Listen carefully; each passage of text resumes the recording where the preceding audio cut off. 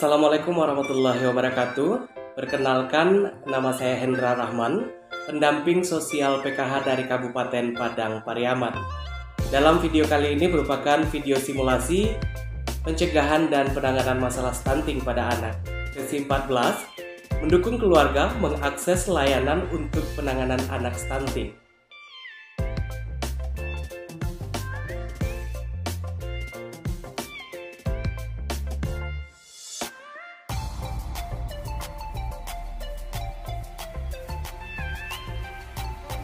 Warahmatullahi wabarakatuh. Nah, apa kabar ibu-ibu, sehat? Alhamdulillah.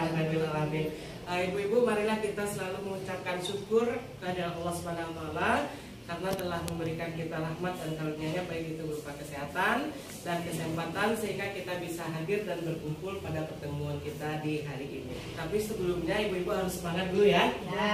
Ya Bu? Halo. Hai. Halo, hai. Ibu-ibu, sebelum kita masuk ke materi kita tentang layanan anak stunting, kita akan review dulu materi kita di pertemuan sebelumnya, yaitu tentang pemetaan kemampuan diri, kemudian kemampuan keluarga, serta lingkungan sosial kita. Nah, ibu-ibu masih ingat nggak? Kalau kemampuan diri itu untuk pencegahan stunting apa saja? Ibu Dewi? Apa yang bisa dilakukan oleh diri sendiri dalam mencegah stunting?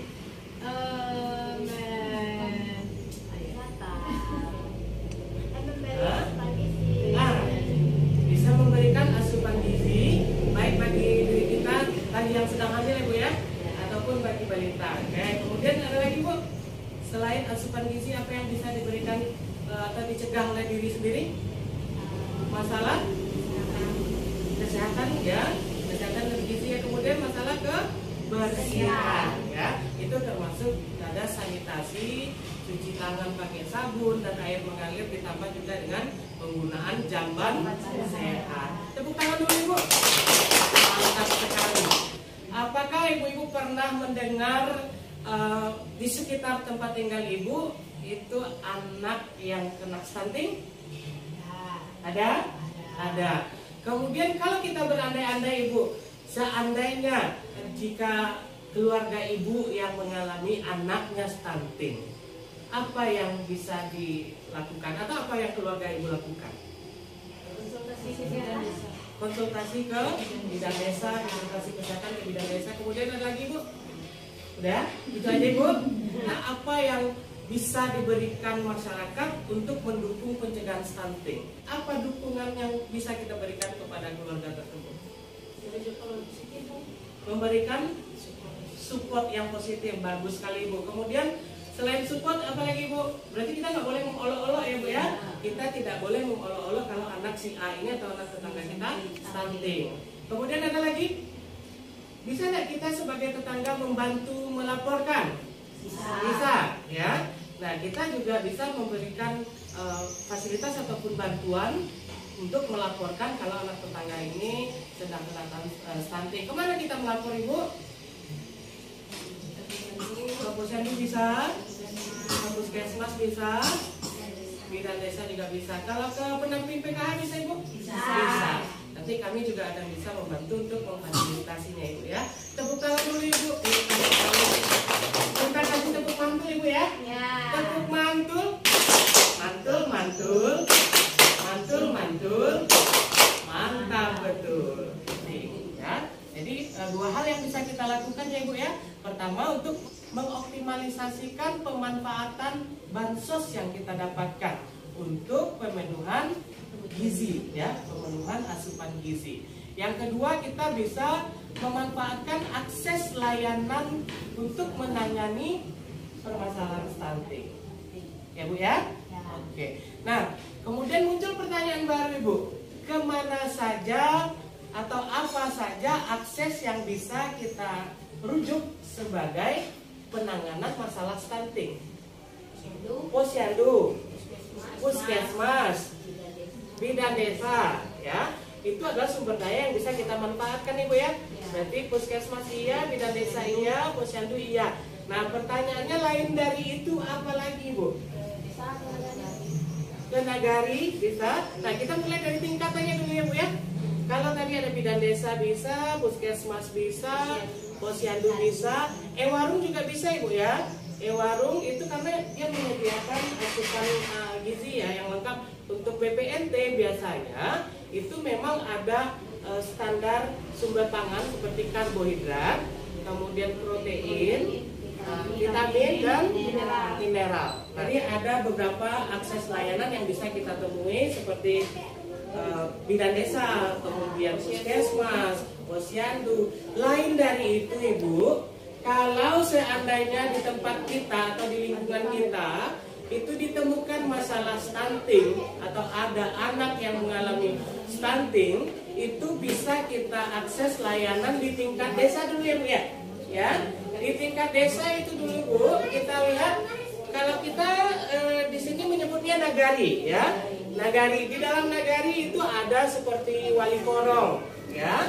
Wali korong, kemudian ada wali nagari dan kepala desa, itu bisa kita melapor ke sana, Ibu kalau ada temuan masalah stunting. Kemudian posyandu tadi ya, Bu ya, seperti yang kita lihat setiap nagari atau setiap korong itu punya posyandu. Lanjut dari itu ada lagi pendamping sosial, itu seperti kami PKH ataupun BPMT itu bisa. Kemudian penyuluh sosial dan relawan sosial segala macam itu ada di tingkat desa dan nagari. Kemudian kalau untuk tingkat kecamatan, Ibu, kita bisa merujuk layanan untuk penanganan masalah anak stunting ini, seperti kita juga melapor ke kantor camat misalnya. Kemudian puskesmas, Ibu ya. Kemudian ada puskesmas atau pusat kesejahteraan sosial tingkat kecamatan. Ada TKSK. Kemudian ada koordinator pendamping sosial yang di kecamatan. Ada sekretariat PKH di kecamatan. Kemudian ada pekerja sosial ataupun peksos ya, Bu ya.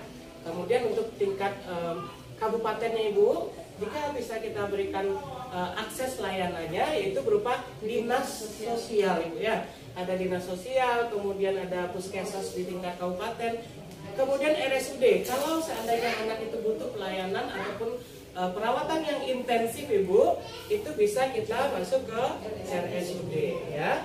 Kemudian PKH tingkat kabupaten juga bisa dilanjutkan dengan pekerja sosial di tingkat kabupaten. Kira-kira sampai di sini sudah terbayang, Ibu, kemana kita bisa merujuk untuk akses layanan jika seandainya anak kita ataupun tetangga kita atau masyarakat kita mengalami masalah stunting. Jadi kita bisa memberikan rujukan ke tingkatan seperti ini. Ya, ada pertanyaan, Ibu? Oke. Kalau tidak ada pertanyaan, kita akan lanjut ke sesi berikutnya, Ibu. Tapi sebelumnya saya akan minta Ibu berdiri dulu, Ibu ya. Silakan berdiri dulu, Ibu. Ya. Kita akan melakukan ice breaking dulu ya. Masih tepuk semangat. Semangat. Ya, semangat. Satu ditambah satu sama dengan dua. Dua ditambah dua sama dengan empat. Empat ditambah empat sama dengan delapan. Delapan tambah delapan sama dengan 16. Ini kita akan masuk ke cerita. Ini ada dua cerita ya, Bu ya. Kita ada berapa orang ini, Bu? Ada 10 ya, Bu ya. 1, 2, 3, 4, 5. 1, 2, 3, 4, 5. Kita bagi menjadi dua kelompok, Ibu ya. Yang kelompok ini silakan melingkar dulu, Ibu.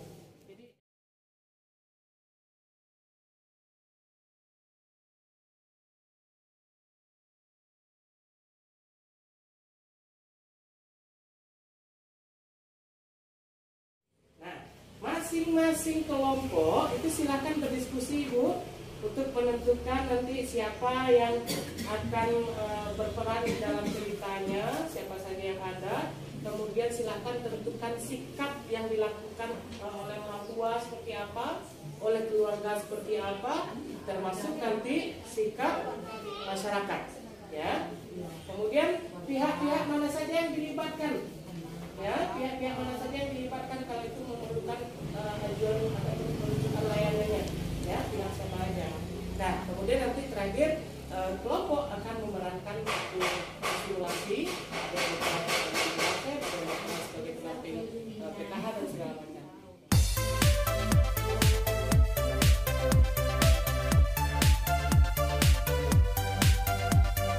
Sudah diskusinya Ibu? Sudah ya? Oke, kalau sudah diskusinya kita masing-masing kelompok nanti kita akan minta presentasinya Ibu ya. Kita masuk ke kelompok satu dulu. Kelompok satu siap? Siap? Siap. Oke. Selaku orang tua apa yang bisa dilakukan Ibu? Siapa yang mau jawab? Bu Dewi? Ya. Sebagai orang tua dari kasus besar ini apa yang bisa orang tua lakukan? Orang tua berusaha untuk konsultasi sama bidan kesehatan, Ya. Terus sama keluarga barangkali, Ya.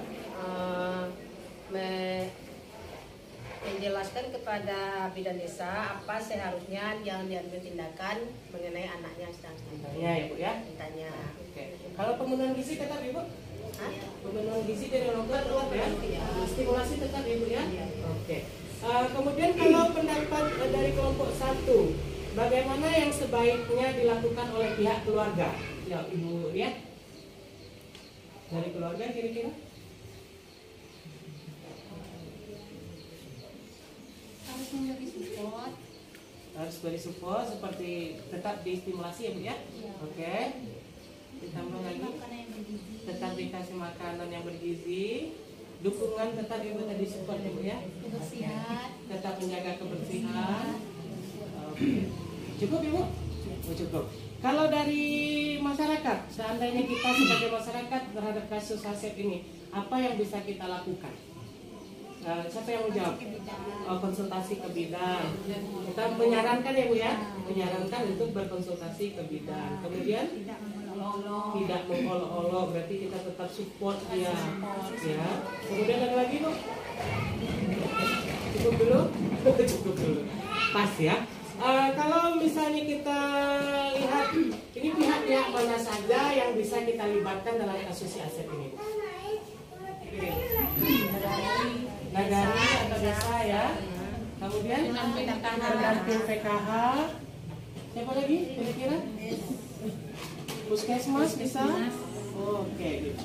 Nah berarti dari kelompok satu sudah kita dengar ya Bu ya jawabannya sudah hampir sempurna Ibu ya. Kita berikan tepuk mantul dulu Ibu. Tepuk mantul. Mantul. Mantap betul.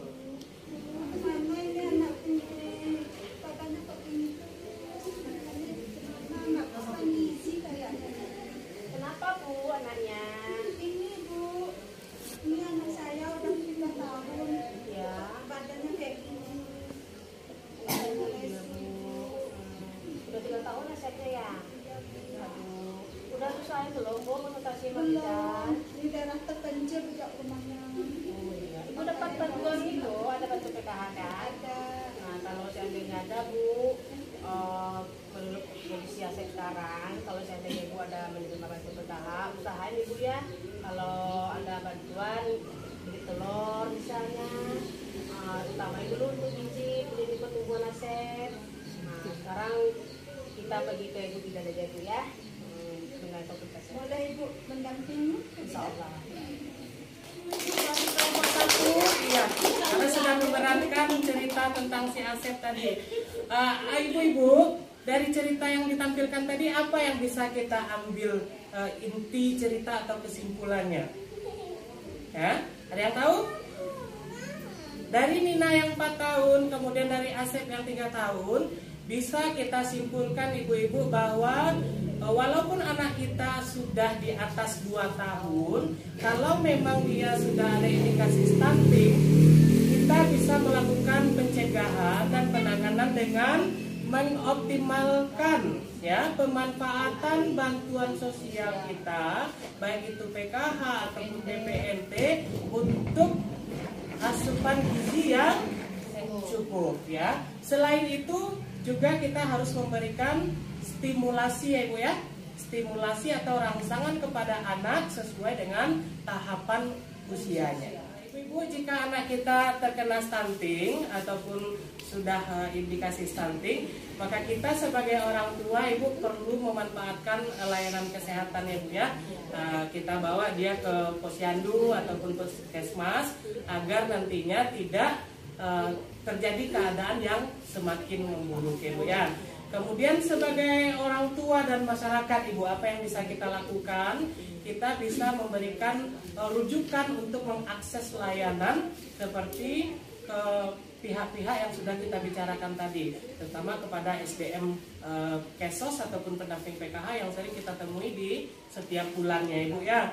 Terbegitu juga dengan bidan desa yang kita temui di setiap bulan saat posyandu ya.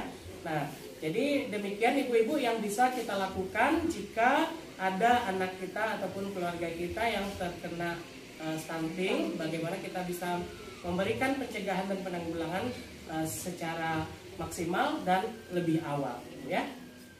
Baik ibu-ibu, sebelum kita mengakhiri pertemuan ini atau sesi ini, kembali kita mengingat-ingat Ibu bahwa ada rujukan pelayanan untuk penanganan masalah anak stunting, baik itu di tingkat desa ataupun nagari. Kita bisa melaporkan seperti wali korong, kemudian kepala desa ataupun wali nagari, ke posyandu, Karang Taruna, pendamping sosial dan segala macam.